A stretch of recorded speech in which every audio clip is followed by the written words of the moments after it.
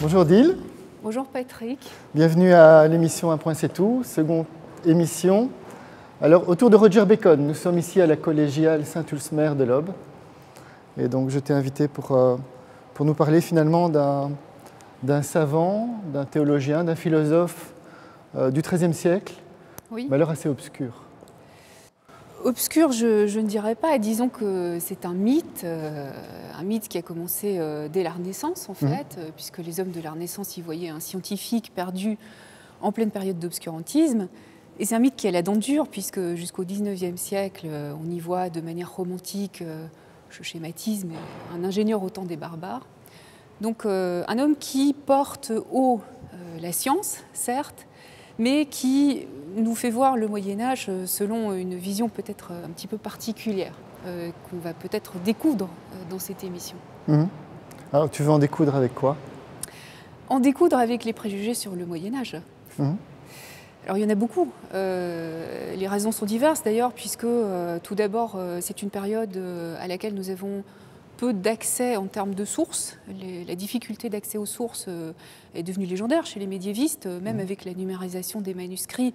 Il y a quand même tout le processus qui consiste à aller déchiffrer les manuscrits, les traduire, les mettre à jour, les éditer, puis en faire des interlocuteurs des autres philosophes de l'histoire de la philosophie.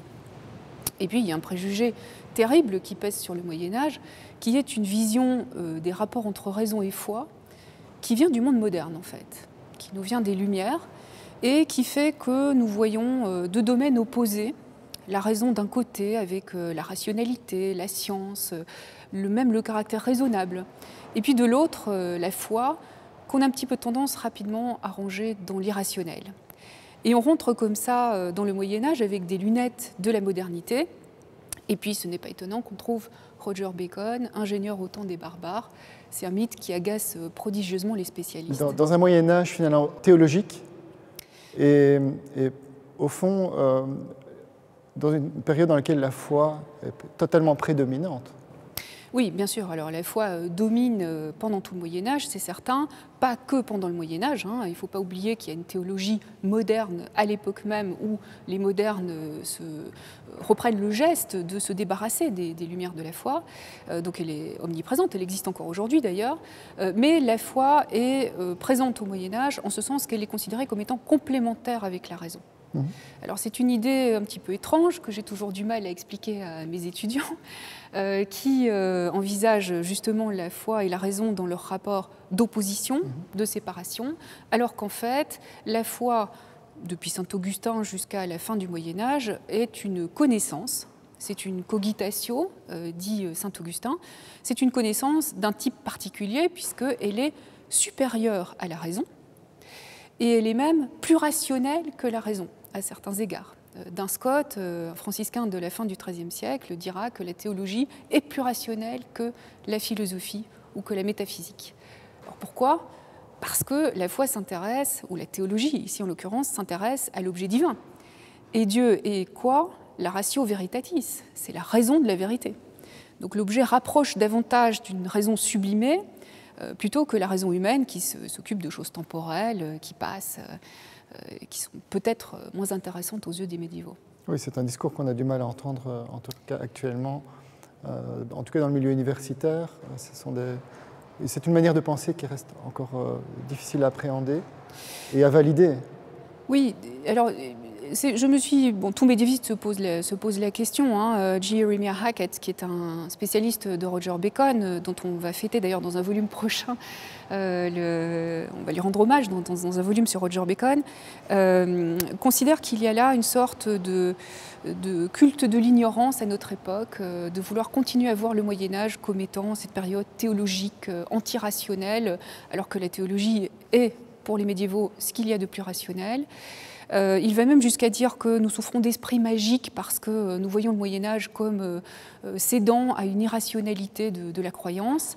Alors, moi, je n'irai pas jusque-là, mais il est vrai que ce sont des préjugés qui ont la dent dure, même dans le milieu académique. Il suffit de regarder le peu de poids que l'on accorde à l'étude de la philosophie médiévale, dans toutes les facs confondues en Europe comme aux États-Unis. Et je pense qu'il y a en fait un rôle, une sorte de fonction à cet oubli dans notre histoire. L'Occident vit son historicité avec, passe-moi l'expression, un trou de 10 siècles. Donc c'est très étonnant quand on est étudiant, on nous parle de l'histoire de la raison, depuis les Grecs jusqu'à l'époque contemporaine, et puis arrivé à la fin de l'Antiquité, hop, on fait un petit saut, le déclin, la théologie, le côté obscur de la théologie, et puis, comme par miracle, on arrive à la subjectivité moderne. Enfin, la lumière. Enfin, la lumière. On a quitté cette parenthèse médiévale et finalement une rupture complète qu'on a construite, fabriquée. Oui, alors d'autant plus que les médiévaux ne s'appelaient évidemment pas eux-mêmes des médiévaux. Ils auraient été bien surpris de se voir attribuer un qualificatif pareil. Mais donc cette idée de parenthèse, elle est assez symptomatique. C'est comme une tache aveugle dans l'histoire de l'Occident qui doit se penser avec cette période qui joue le rôle d'un écueil à éviter. Brandir le Moyen-Âge, c'est brandir le spectre du dogmatisme. Et le dogmatisme, c'est l'écueil fondamental pour la pensée. Et je pense qu'il y a quelque chose aussi à rajouter dans le fait que tu peux parler aussi des panthéismes. Il y a du panthéisme à l'époque médiévale, il y a des encyclopédies. Donc je pense qu'il faut aussi insister sur la richesse de cette époque et de dimensions également qu'on n'a pas encore développées. Oui. Alors on parlera sans doute plus tard, mais au niveau de Roger Bacon, il y a effectivement des analyses mathématiques, techniques, des développements peut-être qu'on découvre dans ces nouveaux textes, dans l'étude également de Roger Bacon, on découvre des choses qu'on ne pensait pas pouvoir trouver à l'époque médiévale, ou en tout cas au XIIIe siècle. Oui, alors c'est une période dont Paul Vigneault disait qu'elle était une diversité rebelle. Il ne songeait peut-être pas à ce visage très contrasté que tu décris, qui est effectivement ce que les médiévistes découvrent au fur et à mesure, surtout depuis les études de ces dernières décennies. Toute la génération Alain de Libera, Olivier Boulnois pour le monde francophone, mais également énormément de savants anglo-saxons, et qui nous a fait découvrir un Moyen-Âge qui développe une forme de scepticisme, qui développe une forme de panthéisme, qui développe également, c'est une parution qui vient de sortir, une forme d'hédonisme qui pourrait confiner, parce qu'il a quelque chose à voir avec l'atomisme, qui pourrait confiner à une forme d'athéisme. C'est très fort, évidemment, d'aller jusque-là. Mais donc, il y a une diversité de courants et l'aspect monolithique théologique qu'on donne à cette période tient à une construction non seulement historiographique, mais aussi une construction liée au pouvoir d'une institution, ce qu'Henri Corbin a appelé le phénomène Église, qui régit l'ensemble du dogme et qui décide, pour ainsi dire, de ce qui est compatible avec la foi et de ce qui ne l'est pas. Mais en dessous, grouille, pour ainsi dire, une curiosité intellectuelle, une envie d'une curiosité, d'audace, je dirais même, qui consiste à vouloir tout penser, et notamment Roger Bacon, qui s'inscrit dans ce paysage, alors peut-être pas du côté de courants étranger à la théologie, au contraire, il se fait le défenseur de la théologie, mais du côté de ce qu'on appellerait aujourd'hui la science. C'est une catégorie qui va poser problème dans ce dont on va parler, donc on essaiera de la définir au plus près, mais lui se situe de ce côté-là. Ok, on aura l'occasion d'en discuter. On va rejoindre Jackie, et on va peut-être découvrir le personnage. Ça va être amusant, je pense. Alors, on a ici Jackie qui va nous réciter quelques textes de Roger Bacon. On va un peu s'imprégner du personnage. Et puis par la suite, dans la crypte, on aura aussi quelques textes peut-être plus en rapport avec des thématiques théoriques, pratiques. Jackie, on t'écoute. La foule leur accorde de connaître toutes choses et les suit comme s'ils étaient des anges. En effet, ils sont cités comme auteurs dans les disputes et les lectures. À la première place se trouve celui-là, Albert le Grand, qui vit toujours, en portant le titre de docteur à Paris, et est cité à l'université comme un auteur. Cela ne peut se produire sans une menace de confusion et sans ruiner la connaissance, car leurs écrits sont remplis d'un nombre infini d'erreurs et de bien plus de manque de profondeur. Une telle monstruosité n'a jamais eu lieu auparavant. J'ai tant travaillé dans les sciences et les langues, et je leur ai consacré jusqu'à présent 40 ans depuis que j'ai appris l'alphabétum, et j'ai toujours été studieux. Hormis 2 de ces 40 ans, j'ai toujours été pris par l'étude, et j'avais de nombreuses dépenses, tout comme les autres en ont généralement. Et il est connu que personne n'a travaillé autant de sciences et de langues que je ne le fis, ni autant que je le fis. Les gens s'étonnaient que je survive à l'abondance de mon travail. Merci Jackie. Quel caractère! Alors oui, c'est un caractère bien trempé, c'est le moins qu'on puisse dire. Disons que ce qui est intéressant dans les extraits qui ont été choisis, dont l'un vient de l'Opus Minus, l'autre de l'Opus Maius, qui sont des œuvres majeures de Roger Bacon. C'est une réponse à une demande du pape, on en parlera peut-être tout à l'heure. C'est le contraste qu'il y a entre une aigreur à l'égard de ses collègues et d'un autre côté un enthousiasme dont il témoigne par la quantité de travail qu'il fournit pour découvrir les sciences. Donc un visage contrasté en fait, qui est un petit peu le miroir de son époque. Une époque très particulière, le XIIIe siècle, puisque, pour le résumer, on redécouvre les œuvres d'Aristote, c'est-à-dire le corpus entier d'Aristote, là où jusque vers la première moitié du XIIe siècle, on était limité à la connaissance des œuvres logiques, principalement, et petit à petit viennent de manière percolée, je dirais, des commentaires d'autres œuvres d'Aristote, comme celle d'Avicenne, pour qu'au XIIIe siècle débarquent des œuvres fondamentales comme la physique et la métaphysique. Et cette arrivée d'Aristote, c'est un bouleversement intellectuel. Il faut un petit peu se mettre à la place des penseurs de l'époque, où on voit débarquer des thèses comme celle de la physique, où on affirme l'éternité du monde, qui n'est pas tout à fait en accord, en consonance avec la thèse de la Genèse, soutenue par les autorités ecclésiastiques, de la création du monde. Et donc ça jette le trouble, en même temps que cela suscite énormément de curiosité. Aristote est au programme de la faculté des arts de l'Université de Paris, où enseigne Roger Bacon. Et en même temps, on le condamne, et les condamnations pleuvent au XIIIe siècle. 1210, 1215, 1235, 1270, 1277, c'est la plus célèbre.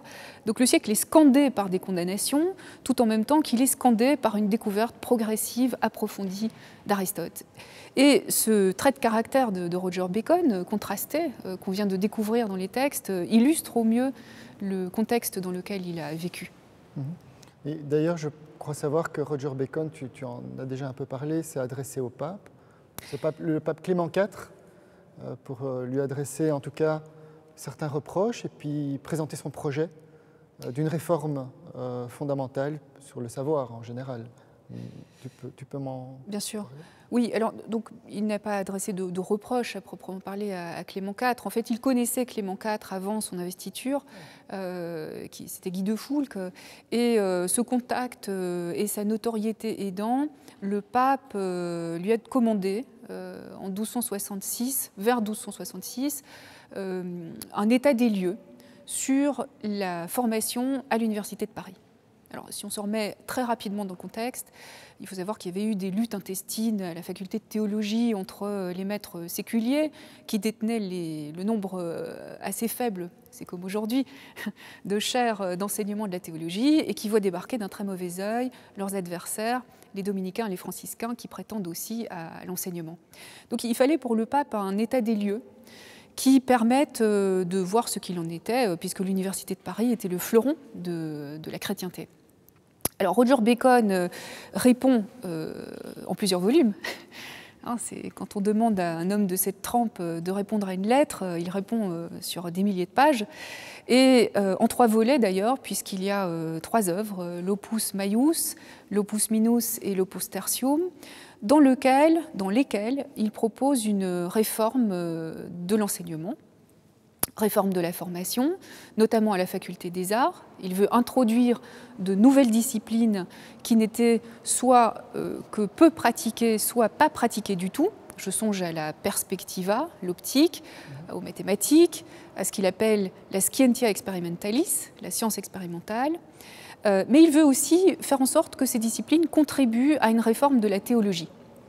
Alors c'est peut-être l'aspect le plus surprenant de Bacon et qui permet de donner un coup de pied dans le mythe dont on a parlé tout à l'heure, parce que plutôt que de proposer une œuvre scientifique au pape contre la théologie, qui dominait alors à l'époque, il considère que la connaissance de ces disciplines est fondamentale pour pratiquer la théologie.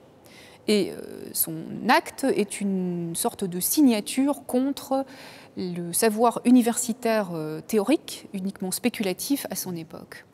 D'accord, donc déjà un changement de perspective. Je pense qu'on aura le temps d'en parler dans la crypte. Et je te propose même d'aller continuer la discussion au niveau du cœur, plus près de la lumière. D'accord. On y va? Allez. Alors Odile, est-ce que Roger Bacon a été professeur toute sa vie? Alors c'est une très bonne question. Tout d'abord, au risque de te décevoir, on connaît assez peu de choses de la vie de Bacon. C'est le cas pour pas mal de médiévaux. Et la plupart des événements qu'on connaît, c'est parce qu'il en donne lui-même le témoignage dans ses écrits. Et d'après ce qu'on sait, il aurait, après avoir fait des études à Oxford, il aurait été maître à la faculté des arts de l'Université de Paris. Il préparait les étudiants aux arts libéraux, comme on disait à l'époque, avant de, vers 1248, une date dont on n'est pas tout à fait sûr en fait, avant de quitter l'université. Et donc c'est un geste fort parce que c'est une période où il va, avec une grande effervescence intellectuelle, s'entourer d'une équipe d'assistants, dépenser des sommes folles pour des livres secrets, des instruments, des traitements médicaux. Il dit avoir dépensé 2000 pounds de l'époque. Alors, selon les convertisseurs officiels, ça fait grosso modo 755 000 €. Ah, quand même! Un bel appartement à Paris. Donc, il travaille de manière très acharnée, mais de manière indépendante par rapport à l'université. Et c'est peut-être ce qui lui aura permis de développer cette science expérimentale dont il parle tant, qui avait mauvaise presse auprès des académiques, au final. C'est un peu le conflit, même s'il ne faut pas le grossir, entre une science théorique et une science plus axée sur l'expérience et les techniques. Il avait besoin de se libérer du carcan universitaire? Sans doute. Alors, comme je te dis, on connaissait peu de choses de la vie de Bacon, mais il est clair que la période où il se détache de l'université montre un Bacon avec un visage très très différent du moment où il est professeur à la faculté des arts de Paris. En l'occurrence, je travaille sur l'un des manuscrits qui datent de cette période de jeunesse, et c'est un Roger Bacon très académique qui pratique la disputatio avec ses étudiants et qui n'a pas grand-chose à voir avec le Roger Bacon un peu rebelle qui s'adresse au pape avec toute la verve et le génie qu'on lui connaît. Alors nous nous trouvons ici au cœur de la collégiale Saint-Ursmer, en pleine lumière. Alors je n'oserais pas dire immédiatement lumière spirituelle, mais néanmoins c'est une thématique essentielle au Moyen-Âge, me semble-t-il. Oui, tout à fait. Il faudrait d'ailleurs élargir le spectre de la notion de lumière, puisque c'est depuis l'Antiquité que les hommes s'intéressent à la lumière, voire même au-delà de ça. Et en l'occurrence, il y a la lumière physique, à laquelle on s'intéresse dans la science optique, qui est la science de la vision, la lumière visible. Et puis il y a une lumière, aussi paradoxale que ça puisse paraître, invisible, qui est en fait une métaphore de la connaissance. Pourquoi la connaissance ? La connaissance n'est pas une activité parmi d'autres dans l'Antiquité et au Moyen-Âge, c'est l'accomplissement de l'homme. Et l'accomplissement de l'homme se fait dans une connaissance d'un type particulier, une connaissance idéale ou idéale, qu'on appellera au Moyen-Âge illumination, parce qu'elle se conçoit comme la vision. connaître, c'est voir. Et pourquoi connaître, c'est voir? Parce que la vue donne un accès apparemment direct aux choses et donne également un accès englobant sur les choses. Platon parle de vision synoptique qui englobe l'ensemble du champ visuel.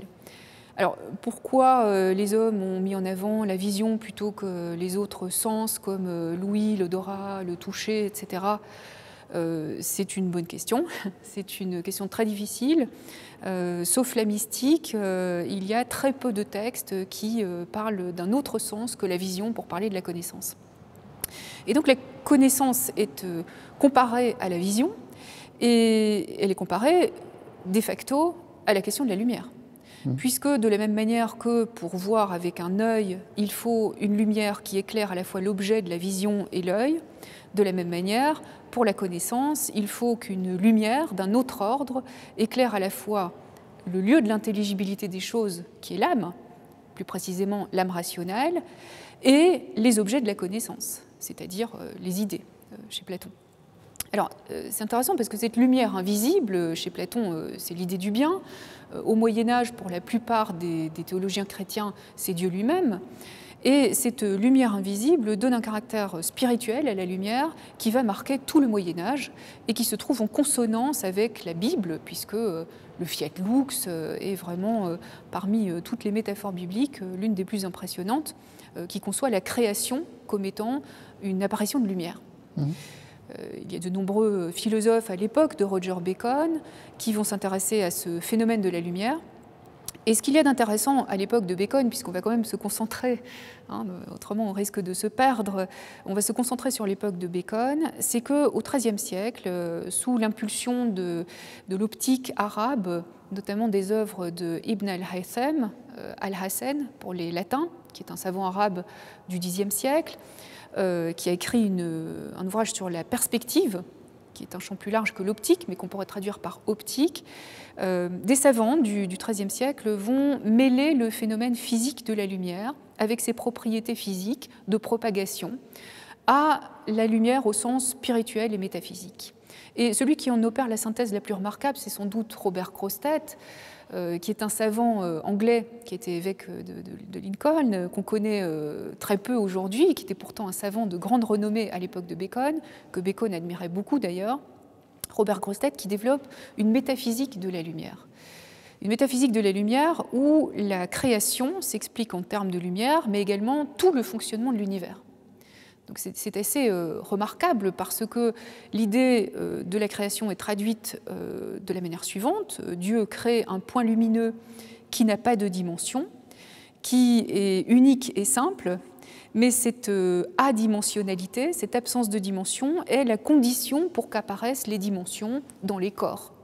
C'est une forme de corporéité, pour utiliser les termes techniques de Robert Grosseteste. Et ce point lumineux va se propager dans toutes les directions, à la manière d'une sphère. Et cette propagation infinie, en fait, de la lumière dans toutes les directions est censée se greffer sur l'explication du fonctionnement de l'univers. À la fin de sa vie, Robert Grosseteste était très près de considérer que tous les phénomènes causaux, c'est-à-dire les mécanismes de cause à effet qui lient les phénomènes physiques, s'expliquent en termes de propagation de la lumière. Donc on a là quelque chose qui va beaucoup plus loin que la simple dichotomie entre la lumière physique livrée à la science optique et la lumière invisible qui est liée à l'illumination, à la connaissance idéale, voire même à la grâce divine chez saint Augustin. On a une métaphysique englobante qui fait de la lumière un véritable paradigme pour expliquer les interactions entre les phénomènes physiques. Donc ça devient un objet d'étude pratique par le fait. Donc on a ici une conception métaphysique globale et unifiante qui ont des implications dans l'expérimentation, par exemple, ou dans une manière de s'adresser aux choses et de s'adresser peut-être mathématiquement aux choses.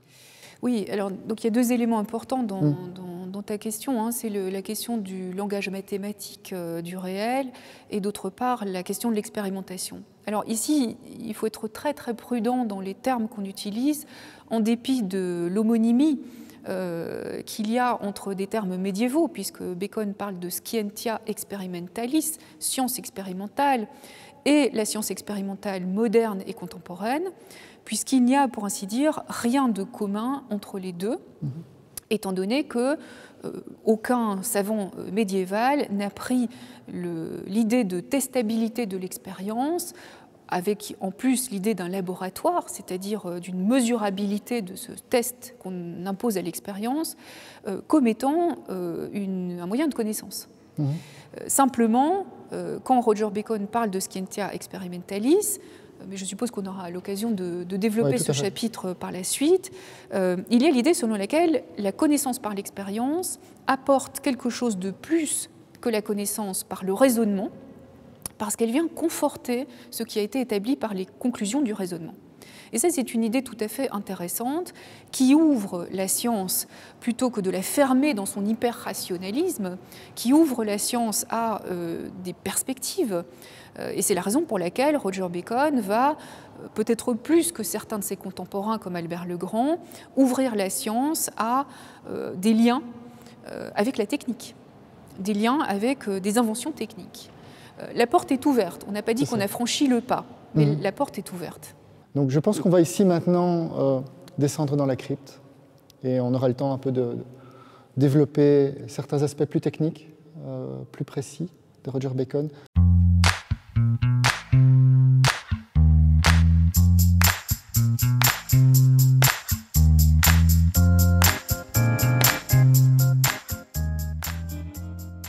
Voilà Odile, alors nous sommes dans la crypte, nous sommes accompagnés de sarcophages mérovingiens, alors Saint-Ursmer, Saint-Hermin, c'est un endroit un peu atypique. Atypique, oui, et puis c'est aussi un des endroits où à l'abbaye de Lobbes, il y a eu la première Bible illustrée, en 1084, par le moine Gaudran, donc c'est un prestigieux endroit en fait. Alors maintenant, je te propose d'écouter Jackie.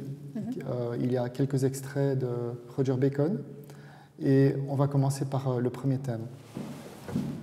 Le géomètre considère dès lors les chemins possibles de la nature, car la géométrie a d'abord et essentiellement été constituée pour l'amour et pour la certification des œuvres de la nature, et ensuite pour les œuvres humaines. Car les auteurs de la perspective nous montrent que les lignes et les figures nous dévoilent l'entière opération de la nature, ses principes et effets. Et c'est également évident pour les choses célestes, qui étudient la philosophie naturelle et l'astronomie. Le géomètre ne voit donc pas une matière sensible, tortueuse, mais comprend la nature comme régulière, comme elle l'est dans les corps célestes. Et comme la nature sait comment trouver ses opérations dans ses inférieurs, il imite les voies de la nature. Voilà Odile. Alors, est-ce qu'il y a une science de la perspective à l'époque de Roger Bacon ? Oui, alors en fait, comme je le mentionnais tout à l'heure, la perspective, elle apparaît dès l'Antiquité. C'est la science optique, on la retrouve dans le monde arabe, chez Al-Hassen, et Robert Grossetête se fait l'introducteur de ces savants arabes sur l'optique, et Roger Bacon encore plus, puisque ces analyses du De Perspectiva de Al-Hassen sont tout à fait remarquables. On trouve dans l'Opus Maius un nombre de schémas considérables qui montrent la géométrie, les lignes de force du trajet de la lumière. Donc c'est une science de la vision, mais il faut aller au-delà, c'est beaucoup plus large qu'une simple science de la propagation de la lumière, parce que ce sont des forces chez Roger Bacon qui portent des noms très divers, les virtutes, les speciae, des noms, peu importe les noms, dit-il d'ailleurs, ces noms désignent des forces qui sont à l'œuvre dans tous les phénomènes naturels. Et donc, c'est comme si Roger Bacon prolongeait le geste de Robert Grossetête qui consistait à expliquer la causalité naturelle par la propagation de la lumière, sauf que, alors que chez Grossetête, la lux, la lumière originelle, était le phénomène qui expliquait l'ensemble des phénomènes physiques, chez Roger Bacon, on décentre, on arrache au caractère encore théologique de cette lumière originelle son fonctionnement pour considérer que tout agent naturel, toute chose de la nature envoie des rayons. Et ces rayons peuvent être des rayons de lumière, des rayons de chaleur, hein, le feu émet de la lumière et de la chaleur, du froid, la neige émet le froid, des odeurs, et même l'efficacité de la prière. On est au Moyen-Âge. Et donc cette propagation de force a un caractère un petit peu spécial chez Bacon, elle est très très détaillée, puisque ces forces qui se transmettent depuis tout agent naturel dans toutes les directions forment un univers qu'on pourrait considérer comme étant un univers tout à fait interactif. En fait, tout agit sur tout. C'est comme s'il y avait un mécanisme de propagation des forces partant de n'importe quel point de l'univers, et cela sans qu'un phénomène soit une cause et l'autre l'effet, mais chacun peut être également cause et effet. Alors c'est évidemment très remarquable comme manière de traduire la causalité naturelle, et si je peux rentrer dans des détails techniques. Mais vas-y. Les forces qui sont émises par les agents naturels sont transmises de manière naturelle elles-mêmes. Alors, naturel, au XIIIe siècle, ça s'oppose à volontaire. Ça veut dire qu'un agent naturel n'a pas le choix de ne pas émettre des forces. Tout agent naturel émet automatiquement, pour ainsi dire, des spéciailles. Il émet automatiquement des forces. Il n'a pas d'effort particulier à faire ou de décision à prendre pour le faire ou ne pas le faire. Donc ça, c'est une première chose. Et la deuxième chose, c'est que comme cette transmission, cette émission de force se fait de manière naturelle, les forces émises ressemblent toujours à l'agent qui les émet. Le feu émet de la lumière et de la chaleur, il ne peut pas émettre du froid ou l'odeur du jasmin. La neige émet le froid, elle ne peut pas émettre l'efficacité de la prière. Donc il y a une cohérence à l'intérieur de ces transmissions, ces émissions de force, telles que chaque agent transmet ce qui lui est naturellement semblable. Alors ça va plus loin parce qu'il faut peut-être donner une petite précision en plus. Le phénomène de propagation qui sert à Bacon pour expliquer la causalité dans l'univers, ce phénomène de propagation n'est pas simplement l'émission de particules physiques comme des petits boulets de canon, qu'on enverrait depuis l'agent jusqu'au patient, c'est-à-dire depuis la cause jusqu'à l'effet. Par exemple, le feu qui nous réchauffe en ce moment même dans cet endroit un petit peu frais, qui émet de la chaleur, mais il faut que cette chaleur parvienne jusqu'à nous. Et pour qu'elle parvienne jusqu'à nous, elle ne se transmet pas à la manière de particules qui vont de la cause à l'effet, mais plutôt à la manière de multiplication de force. Donc, pour l'expliquer concrètement, le feu réchauffe la partie de l'air qui l'environne. Cette partie de l'air est transformée, elle est réchauffée, et elle transforme elle-même la partie suivante de l'air, et ainsi de suite, jusqu'à atteindre, au terme du milieu, qui est l'air, jusqu'à atteindre le patient. Ce qui veut dire qu'il y a un phénomène de réaction en chaîne, pour ainsi dire. Et c'est comme ça que ça fonctionne. Alors, dans le texte que Jackie vient de lire, on a entendu parler de géométrie également. Et ce qui est intéressant, c'est que Bacon va reprendre le geste de Alhazen, qui est de géométriser cette perspective. Et donc de mettre des lignes, les forces se transmettent comme des lignes géométriques. Donc effectivement, un changement de perspective, un changement géométrique dans la perception du monde. Oui, alors ici à nouveau il faut prendre des pincettes, je n'ai pas choisi Roger Bacon par hasard, c'est un cas paradigmatique pour éviter de tomber dans tous les pièges dans lesquels on pourrait tomber en parlant de lui.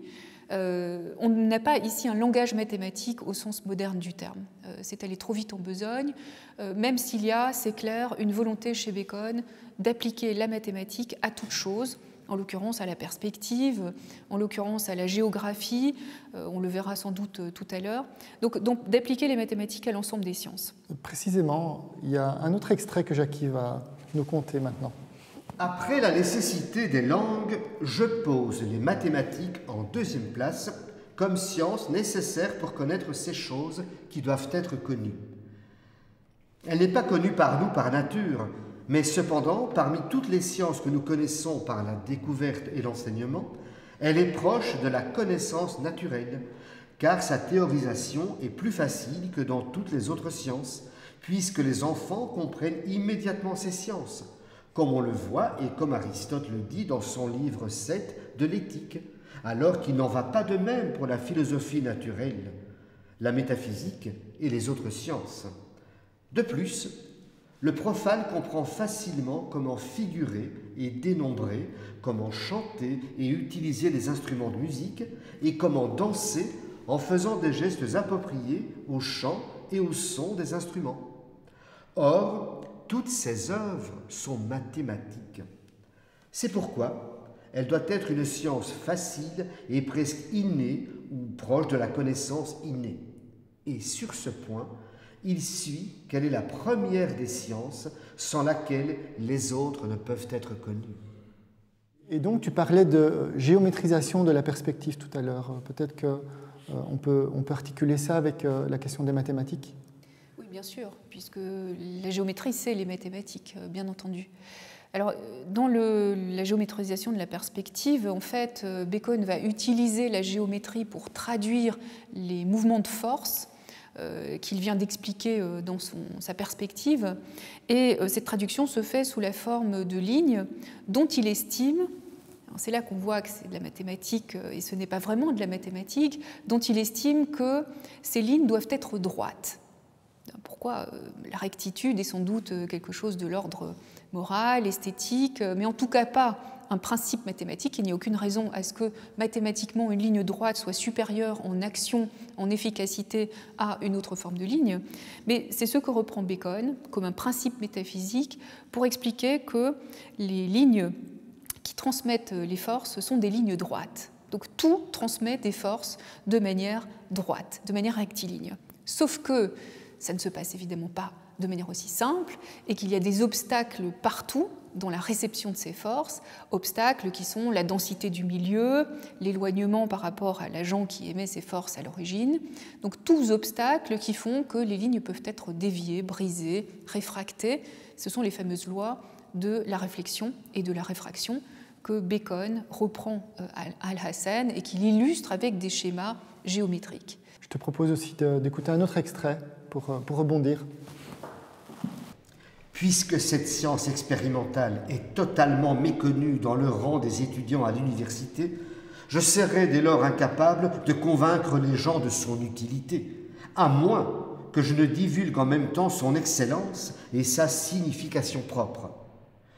Cette science seule sait comment tester parfaitement ce qui peut être fait par la nature et ce qui peut être fait par l'effort de l'art, ce que fait la tromperie et ce que font les incantations, les conjurations, les invocations, les dépréciations et les sacrifices qui appartiennent à l'esprit magique et au rêve, et ce qu'il y a en eux, de sorte que de toute fausseté puisse être éradiquée et que seule la vérité et l'art de la nature soient retenus. Seule cette science nous apprend comment reconnaître les actes mauvais des magiciens, de la même manière dont la logique considère le raisonnement sophistique. Alors, Odile, qu'en est-il de la science expérimentale à l'époque de Roger Bacon? Oui, donc l'expression scientia experimentalis se traduit littéralement par science expérimentale. Mais comme je l'ai dit tout à l'heure, dans le cœur, il faut faire attention, il faut prendre des pincettes ici. Et si c'est permis, je vais développer ma réponse en plusieurs temps. En l'occurrence, dans science expérimentale, il y a science, il y a expérience, et puis il y a l'ensemble des deux. Alors, sur la science au Moyen-Âge, c'est un très très vaste sujet évidemment, mais disons grosso modo que le terme scientia en latin traduit l'épistémé en grec, qui signifie connaissance plutôt que science au sens où nous l'entendons. Ce qui veut dire que sont intégrés dans la scientia et l'épistémé de multiples types de connaissances que nous aurions tendance à exclure de la science. C'est une première chose. C'est ce qui fait qu'au fil du temps, la théologie, la théologia, notamment au XIIIe siècle, est elle-même définie comme scientia, c'est-à-dire science suprême, ce qui évidemment est très étonnant de dire que la théologie, c'est la science. Bon. Alors, passé ces déplacements de catégories, qui sont quand même un petit peu étranges pour nous, on peut tenter malgré tout d'essayer d'approcher la notion de science au Moyen-Âge, qui serait plus proche de ce que nous entendons par science. Et en ce sens-là, on découvre qu'en fait, il faut se prémunir de deux difficultés. La première, c'est ce que l'historien des sciences Edward Grant a appelé le précursitorisme, Alors ce n'est pas une maladie, ou plutôt si c'est une maladie, c'est la maladie d'aller chercher systématiquement des précurseurs dans l'histoire, en l'occurrence Roger Bacon comme précurseur de la science contemporaine, de la science moderne, de la science expérimentale. Alors, il n'est évidemment pas interdit d'aller dans le passé pour regarder le présent, c'est ce que fait l'histoire, mais considérer que le présent est le but auquel doit arriver le passé, c'est-à-dire faire le tri dans l'histoire entre ce qui intéresse le présent ou ce qui ne l'intéresse pas, c'est évidemment un biais qu'on appelle téléologique. C'est une histoire orientée. Bon. Une deuxième difficulté, c'est que la science peut se définir par ses objets. On aura tendance à considérer que la science se définit parce qu'elle s'occupe des astres, qu'elle s'occupe des nombres, des figures, qui sont des objets scientifiques, ou qu'elle se définit par sa démarche. Et c'est plutôt par cette deuxième définition qu'elle se caractérise comme science. Or, et depuis l'Antiquité jusqu'au Moyen-Âge, la démarche scientifique, c'est quelque chose qui appartient peut-être plus à la philosophie qu'à la science elle-même. Je reprends ici un développement qui a été fait par André Pichot, qui est assez intéressant, qui montre que la mathématique babylonienne est plus axée sur le symbolique que sur une démarche que nous qualifierions de scientifique. Et donc, en ce sens, l'esprit de rigueur, l'esprit de démonstration, l'esprit d'argumentation, c'est un apport de la philosophie. Alors bien sûr, les mathématiques et la philosophie communiquent de telle manière que la mathématique donne son caractère axiomatique à certains raisonnements philosophiques. À l'inverse, la philosophie donne une démarche particulière à la science. Mais grosso modo, quand on parle des sciences au Moyen-Âge, on sera dès lors obligé de les encadrer, de les penser à l'intérieur du cadre de la philosophia naturalis, la philosophie naturelle. Donc ça nous paraît un petit peu étrange, mais en soi, c'est ça les sciences au Moyen-Âge. Et les sciences de la philosophia naturalis restent relativement théoriques. Ce sont des sciences qui se développent dans le cadre d'une université où on pratique le commentaire de texte avec des autorités comme Aristote, c'est-à-dire en soi une démarche littéraire. On l'appellerait littéraire aujourd'hui. Donc une science toute théorique, mais qui a déjà une sorte de volonté de rigueur, une sorte de volonté de cohérence, voire même de systématisation, qui permet de s'approcher de ce qu'on entend par science. Alors, le décalage, le biais, c'est la science expérimentale. Le terme apparaît chez Roger Bacon. Il fait référence à une notion de l'expérience qui n'est pas vraiment aristotélicienne, même si Roger Bacon en hérite, mais qui est plutôt héritée de Alhazen, à nouveau, qui considérait que l'astronomie, par exemple, doit aller emprunter à l'observation. Qu'est-ce que c'est que l'astronomie si c'est strictement théorique et qu'il faut, avec les tables de comparaison entre les astres, pouvoir établir des observations correctes. Donc, transposé à l'extérieur de l'astronomie, on a l'idée selon laquelle l'expérience a un poids.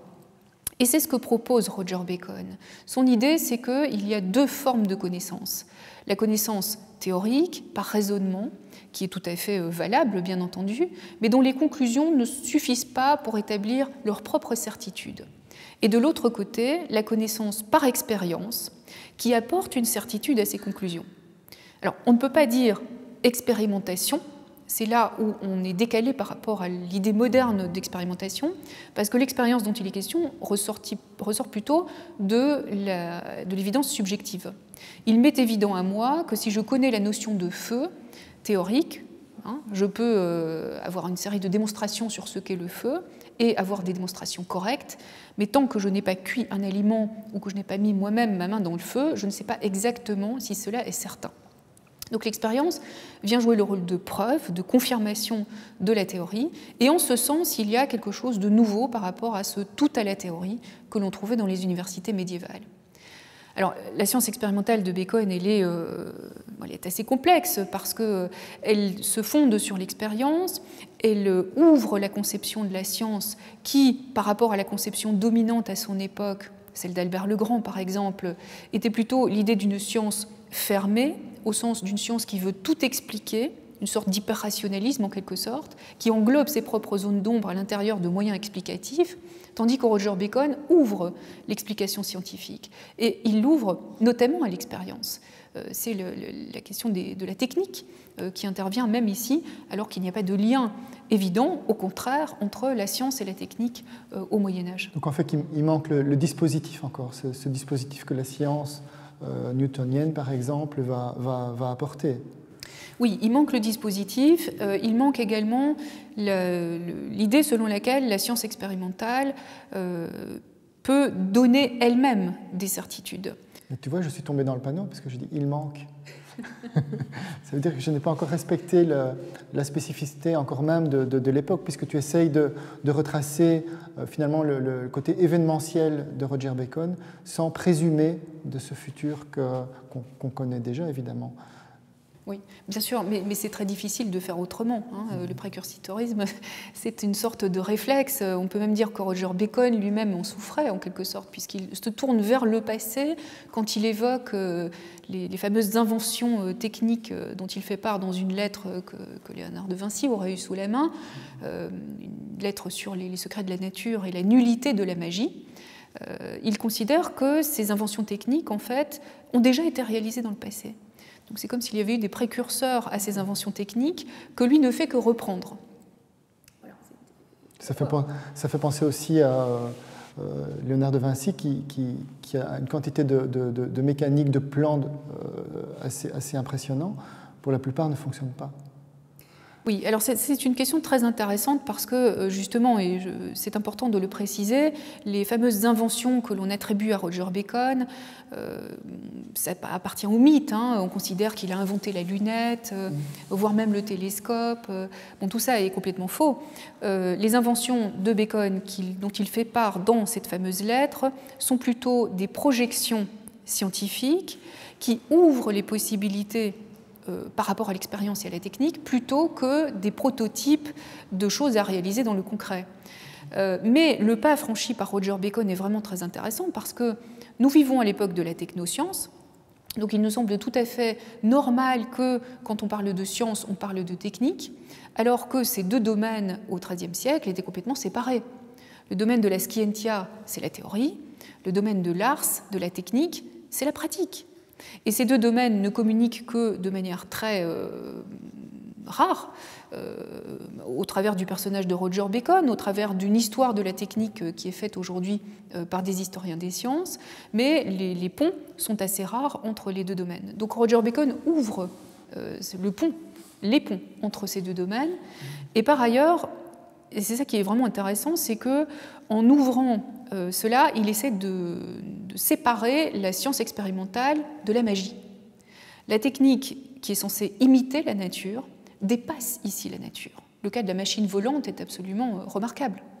Dépasser la nature avec la technique. Et pourtant, ce n'est pas de la magie. Cela appartient à l'ordre du réalisable.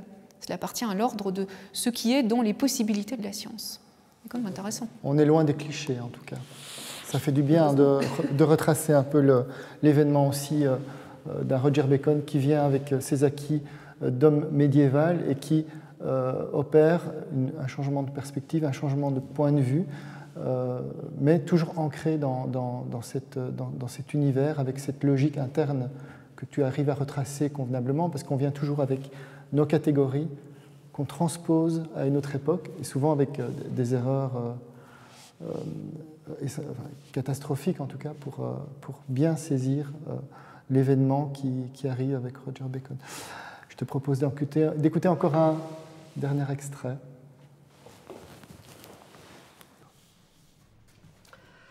Nous devons tourner notre attention vers la diversité des régions sur la Terre. Comment chaque région change avec le passage du temps et comment différentes choses dans la même région sont sujettes à diverses influences pendant le même temps. Or, nous ne pouvons comprendre tout cela sans des images claires sur la taille et la forme de la Terre habitable et ses divisions ou zones climatiques. Étant donné que ces climats et leurs fameuses cités ne peuvent être décrits correctement avec des mots uniquement, il faut utiliser une carte pour les rendre clairs à nos sens. Je vais d'abord vous présenter une carte de notre cadran et je vais indiquer sur cette carte les villes importantes, chacune à sa propre place, avec la distance depuis l'équateur, ce que nous appelons la latitude, de cette ville ou de cette région. Je vais aussi les indiquer selon leur distance d'est en ouest, ce que nous appelons la longitude du lieu. En assignant les climats et également la latitude et la longitude, je ferai usage du prestige et de l'expérience des scoliarques les plus avisés. Pour situer chaque ville à la place qui lui est propre, selon la longitude et la latitude qui ont déjà été découvertes par mes autorités, j'utiliserai une méthode par laquelle leur position peut être montrée par leur distance au nord et au sud, à l'est et à l'ouest. Le dispositif est celui-ci. Parallèle à l'équateur, déjà dessiné sur une surface plane, on tire une ligne droite. Celle-ci coupe une autre ligne droite, un méridien, au point qui correspond au nombre de degrés de latitude du lieu. Cette procédure est à la fois plus simple et meilleure que toutes les procédures en cours, et une carte dessinée de cette manière peut représenter au sens la localisation de n'importe quel point dans le monde. Alors, Odile, la Terre est ronde? La Terre est ronde. La Terre est même sphérique. Ça alors? Ça alors. Alors c'est sans doute l'un des préjugés les plus terribles qui pèsent sur le Moyen-Âge. En l'occurrence, l'idée selon laquelle la Terre serait plate. L'idée est défendue au Moyen-Âge aussi, mais l'idée de sphéricité de la Terre est promue. On le voit par exemple dans une des encyclopédies Schéma à l'appui, au XIIIe siècle, de Gossuin de Metz, qui montre que la Terre est sphérique, en effet. L'idée défendue par Robert Krostadt, par Roger Bacon, etc. Et cette idée est tellement présente que cela pose un problème pour faire des planisphères qui, comme l'indique le nom, doivent rendre plane, mettre sur une surface plane quelque chose qui est sphérique. Cela demande une série de calculs, en fait, des instruments comme il en existait à l'époque, mais qui se perfectionnent à l'aide à nouveau des mathématiques, de la géométrie. Ce qu'on appelle longitude et latitude, dont Jackie vient de parler en évoquant le texte de Bacon, ce sont ces lignes géométriques qui traduisent sur un planisphère les distances entre les régions, les villes, les mers, etc. Alors, sur la géographie, il y a peut-être un point assez intéressant pour les auditeurs à évoquer. Le XIIIe siècle a souvent été considéré comme une révolution géographique par les historiens, parce que jusqu'au XIIIe siècle, en fait jusqu'au XIIe siècle, grosso modo, on étudie la géographie avec ce qu'on appelle des mappae mundi, des maps mondes. Il y en a de très célèbres, comme celle de Hereford au XIIIe siècle.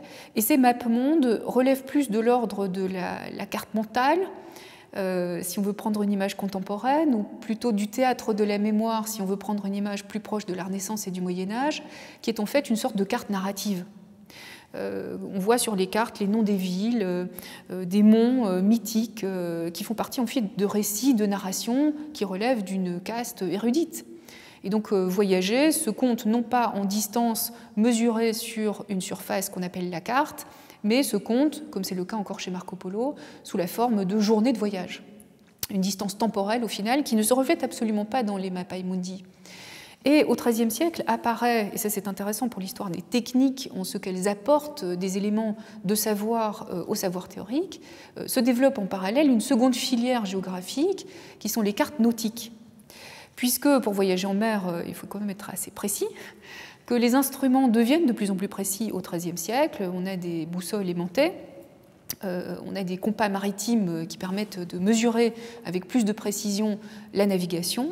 Et donc on voit apparaître cette idée, fabuleuse pour l'époque, mais qui est pour nous tout à fait banale, de mesurabilité de l'espace. Les cartes nautiques vont traduire en mesure, en distance mesurable, la distance d'une ville à une autre.